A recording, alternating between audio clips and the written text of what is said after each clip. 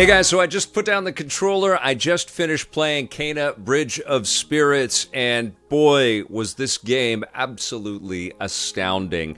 And it's not because it is the most remarkable gameplay I've ever experienced in my life, but it's the complete package that Ember Lab was able to put together. And this is a company that has worked in visual effects and CGI animation in the past, but this is their first big game. It's a PlayStation exclusive, at least for now, PlayStation console exclusive. It's on Windows PC as well, and it is just a beautiful experience. You can see the pedigree, you can see all of the talent that the animators and the modelers and all of the sort of character designers have when you see this game in action. The cut sequences are absolutely incredible. This is some of the best video game storytelling, especially for this kind of cartoony style, that I have ever seen. This is absolutely, you know, approaching Pixar and Disney kind of level, as we're floating from in-game story bits to CGI rendered cut sequences. It's breathtaking. It's absolutely beautiful. It's not going to,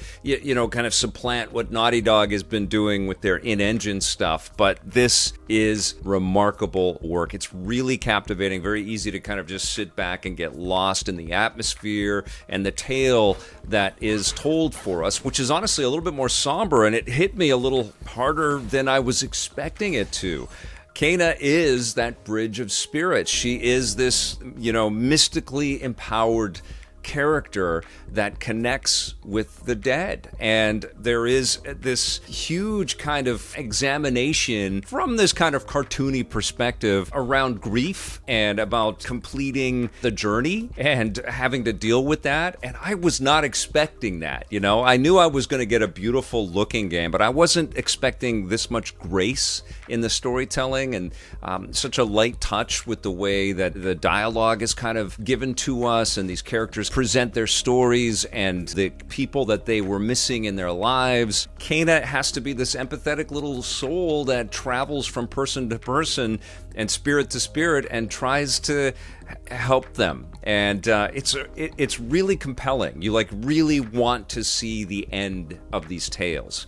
The payoff is always really good. That's essentially what this game is. You help spirits along their journey. You come into this dilapidated village that has been devastated and destroyed, and there's little bits and pieces of junk everywhere, and there's this overgrown mutation everywhere, this sort of bulbous, grotesque plant life that has been exploded by little bits of stone and goo. You're trying to wipe out the mutation, bring life back into the village, but the world around the village, which is absolutely spectacular. And you encounter these spirits along the way, and they tell you what has happened to them and why they're so sad. And your task as Kena is to go off on these quests and aid these characters, and you really get caught up in what they need, and you feel so altruistic and so virtuous. There's a heroicism around Kena that's really magnetic and really draws you in, and you want to be this character. And so the game is really well crafted, and I wasn't expecting the storytelling to interweave with the tuning of the gameplay so well, so expertly. I was waiting for the other shoe to drop, you know, as I was playing through the game. It has an awesome introduction, and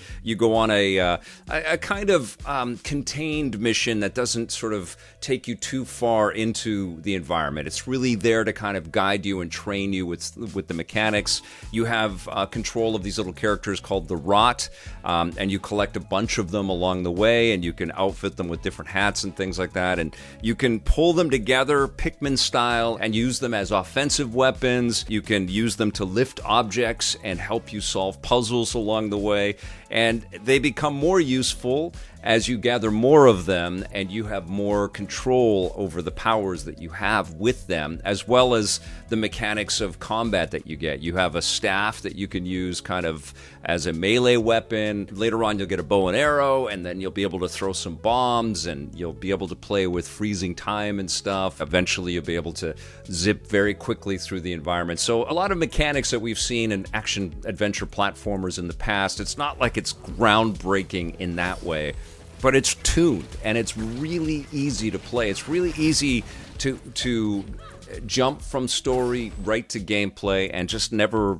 drop the PlayStation 5 controller. You know, you never want to put it down. You're once you start this game up, you are in it for the haul. It's not especially long, though. I mean, that's definitely the case. It's not a full-price console game, and it's also not a super, super long game, but it's incredibly satisfying. It's in that 8 to 12 hour kind of time frame. And it's also a game that I think you're going to want to play again and again, and you're going to want to share it, you know? And there were tons of games that flashed in my mind as I was playing this. You can see that the developers have been paying attention to what Fumito Ueda has been working on. This almost feels like a fusion of something Rare would make with what something Fumito Ueda would make, the guy that made Ico and Shadow of the Colossus. It's like this nice combination. There's lots of really cool mysticism, beautiful music through here. I understand that they employed Balinese musicians to kind of give it an air of authenticity. It's incredibly exotic and from a different plane, as it's supposed to be.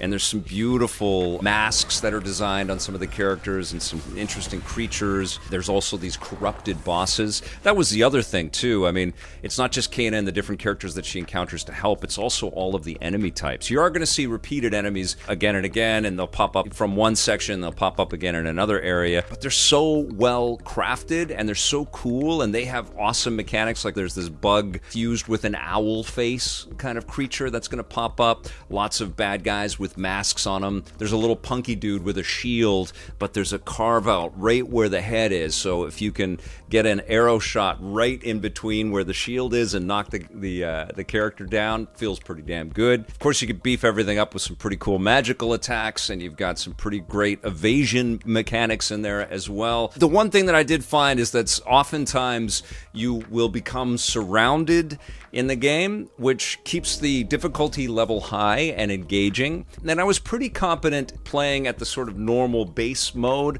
in almost every one of those situations, but there were times when I was fighting the tougher bosses, and boy, the bosses are amazing in this game. You encounter corrupted spirits that are, you know, sort of evil manifestations of their worst impulses of the characters, and they're expertly animated, and they've got incredible attacks. You know, obviously Ember Lab's been paying attention to Nintendo bosses and other, awesome character work that's in video games throughout the ages. There's just a lot of intelligence, you know, a lot of sensitivity and a lot of intelligence in the craftsmanship of this game. I don't know how it's going to do. I don't know if it's going to be incredibly successful, if there's going to be like this new franchise with Kena. The thing that kept running through my mind as I was playing this is that it's so well crafted, and it may be one and done. It might be just this beautiful gift in 2021 for PlayStation 5 and PlayStation 4 players and PC players.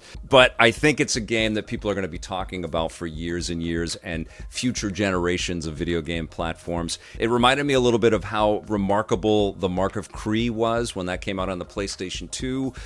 Certainly I was thinking about the Fumito Ueda games, but there have been lots of really cool action-adventure platformers. It's approaching the quality and the caliber of stuff that we saw from Sucker Punch, like the Sly Cooper games, or the Ratchet and Clank stuff from Insomniac, or the Jak and Daxter stuff from Naughty Dog. Not quite at that level, but it's in that conversation, which is incredible, because each one of those studios had already been around making lots of games by the time they made those awesome PS2 franchises, and in the case of Ratchet and Clank, still rocking this year. But I think if this does become a big success and a big hit, and I want it to because it deserves to, yeah, absolutely, the Kena franchise can continue on from here. I also would be quite happy to just see what Ember Lab comes up with next, because this is a really beautiful, contained bit of entertainment. They may just have wanted to make this, and then they want to try something new. But I really, really love it. It was a beautiful video game escape, and played very well on the PlayStation 5. The HDR lighting is spectacular. I love the water effects, and occasionally you're going to run into some invisible walls, and there are some areas that you think you might be able to jump to that you can't jump to. The map isn't perfect in terms of telling you exactly where you want to go. I did like the fact that they dropped all the HUD from the screen. It's very cinematic. The game is absolutely cinematic.